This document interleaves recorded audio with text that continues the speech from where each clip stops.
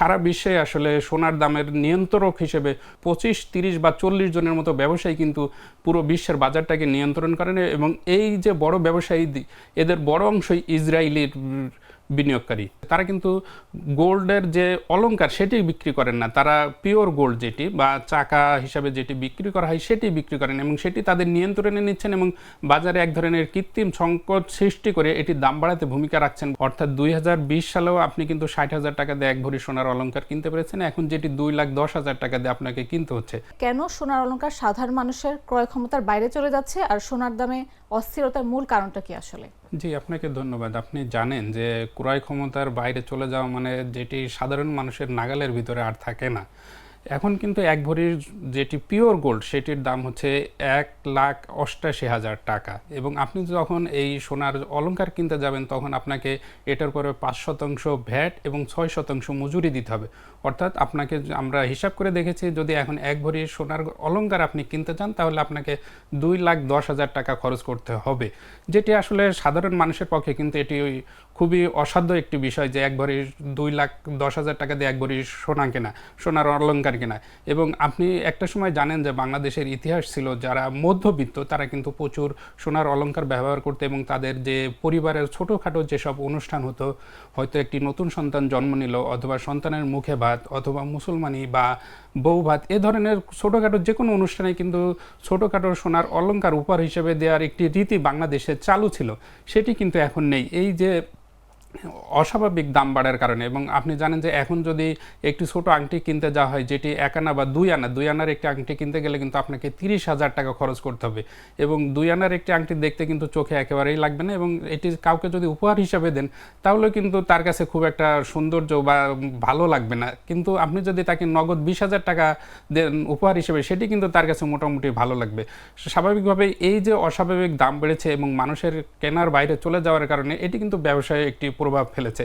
এবং আপনি যেটি বলছিলেন যে কেন আসলে সোনার দাম এখন এইভাবে বাড়ছে, তো আমরা এই খাতে যারা সংশ্লিষ্ট রয়েছেন এবং যারা বিশেষজ্ঞ তাদের সঙ্গে আমরা কথা বলেছি এবং আপনি জানেন যে সোনা এমন একটি জিনিস যেটিকে হচ্ছে নিরাপদ বিনিয়োগ হিসেবে ধরে নেওয়া হয় এবং এটির কিন্তু কোনো ক্ষয় বা অপচয় হয় না। তো বিপরীতে আপনি যদি ডলার বা অন্য কোনো মুদ্রা যদি সংরক্ষণ করেন সেটি ছিঁড়ে যাওয়া বা নষ্ট হয়ে যাওয়ার একটি সম্ভাবনা থাকে। যেহেতু সোনা ক্ষয় হওয়া বা নষ্ট হওয়ার কোনো সম্ভাবনা থাকে না, সেক্ষেত্রে যখন কোনো অনিশ্চিত পরিস্থিতি অথবা ঝুঁকিপূর্ণ বা বৈশ্বিক অস্থিরতা দেখা যায় তখন কিন্তু যারা বড় বিনিয়োগকারী তারা এই সোনা কিনে মজুত করে রাখেন এবং বিভিন্ন দেশে কিন্তু রাষ্ট্রীয়ভাবেও মজুত করা হয়। এখন যেটি আসলে করা হচ্ছে, বিভিন্ন দেশ কিন্তু তাদের রিজার্ভ বাড়ানোর জন্য সোনা কিনে রিজার্ভ বাড়াচ্ছে এবং রিজার্ভ হিসেবে সোনা রেখে দিচ্ছে।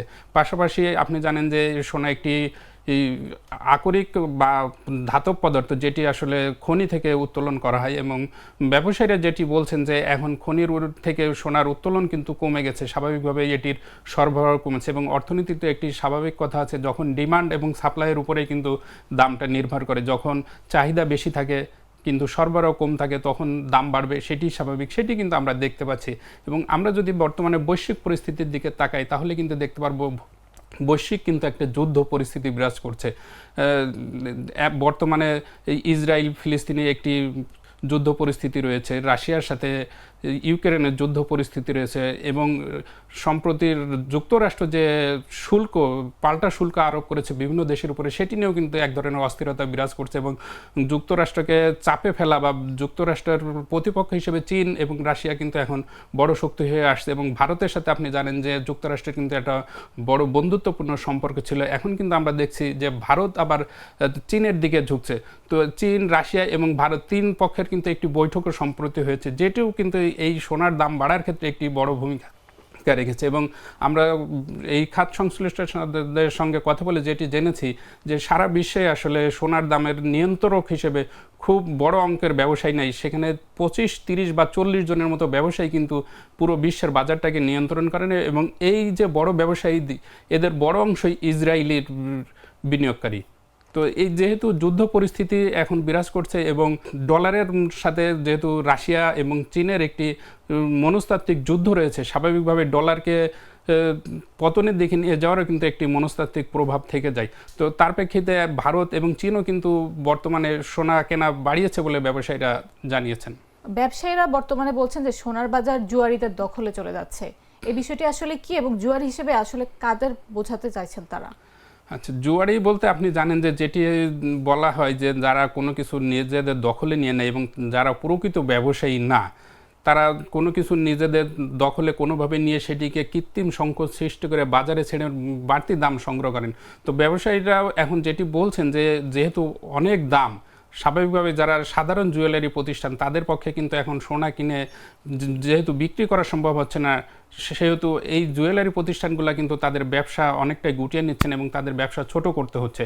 বিপরীতে যেহেতু যারা বড় বিনিয়োগকারী বা যাদেরকে জুয়ারি হিসেবে আখ্যায়িত করা হচ্ছে, তারা কিন্তু গোল্ডের যে অলংকার সেটি বিক্রি করেন না, তারা পিওর গোল্ড যেটি বা চাকা হিসাবে যেটি বিক্রি করা হয় সেটি বিক্রি করেন এবং সেটি তাদের নিয়ন্ত্রণে নিচ্ছেন এবং বাজারে এক ধরনের কৃত্রিম সংকট সৃষ্টি করে এটির দাম বাড়াতে ভূমিকা রাখছেন বলে তারা দাবি করছেন। আচ্ছা, এখন বাংলাদেশের সোনার বাজারের অবস্থাটা কি এবং ভবিষ্যতে কোন পথে যেতে পারে এই বিষয়ে আপনার মতামতটা কি? জি, ভবিষ্যৎ আসলে সবসময় অনিশ্চিত, আপনিও জানেন। তো বর্তমানে যে দামটি একটু আগে বলছিলাম যে এক ভরি যদি আপনি সোনার অলংকার কিনতে যান তাহলে আপনাকে 2,10,000 টাকা খরচ করতে হবে। আমরা কিন্তু যেটি দেখেছি যে কোভিড মহামারী যখন শুরু হয়েছিল তার আগেও কিন্তু এক ভরি সোনার অলংকারের দাম ছিল মাত্র 60,000 টাকা। অর্থাৎ 2020 সালেও আপনি কিন্তু 60,000 টাকা দিয়ে এক ভরি সোনার অলংকার কিনতে পেরেছেন, এখন যেটি 2,10,000 টাকা দিয়ে আপনাকে কিনতে হচ্ছে। অর্থাৎ এই যে 5 বছরের ভিতরে কিন্তু এটির দাম 3 গুণের বেশি বেড়েছে। স্বাভাবিকভাবেই এই যে দাম বাড়ার কারণে মানুষের, একটু আগে যেটি বলছিলাম যে ক্রয় ক্ষমতা কমে গেছে এবং মানুষ কিন্তু সোনার অলংকারের প্রতি এক ধরনের মুখ ফিরিয়ে নিয়েছেন এবং যার প্রেক্ষিতে এই যে জুয়েলারি প্রতিষ্ঠান তাদের বিক্রি কিন্তু বেশ আশঙ্কাজনক হারে কমে গেছে এবং এই বিক্রি কমার কারণে অনেক প্রতিষ্ঠান কিন্তু তাদের ব্যবসা প্রতিষ্ঠান ছোট করে নিয়ে এসেছেন এবং তাদের যে কর্মী সংখ্যা ছিল সেটাও কিন্তু অনেকে কাটছাট করেছেন বলে জানিয়েছেন। পাশাপাশি ব্যবসায়ীদের সঙ্গে কথা বলে আমরা যেটি জেনেছি যে এখন মানুষ শখের বসে সোনার অলংকার কেনা কিন্তু পুরোপুরি বন্ধ করে দিয়েছেন। যারা কিনছেন একেবারে বাধ্য হয়ে, যেটি না কিনলেই নয় সেটিই তারা এখন কিনছেন। এ কারণে কিন্তু এই যে সোনার ব্যবসা এখন কিন্তু ব্যবসায়ীদের দাবি অনুযায়ী 80% ন্যায় হয়ে গেছে। অর্থাৎ কিছুদিন আগেও যে ব্যবসা 100 টাকা ছিল এখন সেই ব্যবসা 20 টাকায় চলে এসেছে। এবং আমরা যেটি বাজুস, আপনি জানেন যে বাংলাদেশের সোনার দাম নির্ধারণের দায়িত্ব পালন করে বাজুস, এবং বাজুস একটি প্রতিবেদন করেছিল 2024 সালে। সেখানে তারা যেটি দেখিয়েছিল যে বাংলাদেশের সোনার বাজারের টোটাল আকার 2 লক্ষ কোটি টাকা।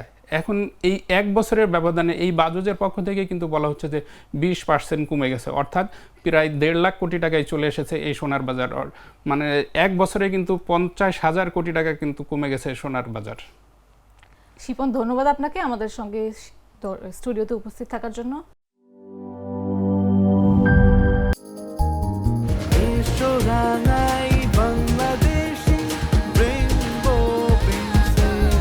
রেইনবো পেইন্টস, ছড়াও জীবনের রং।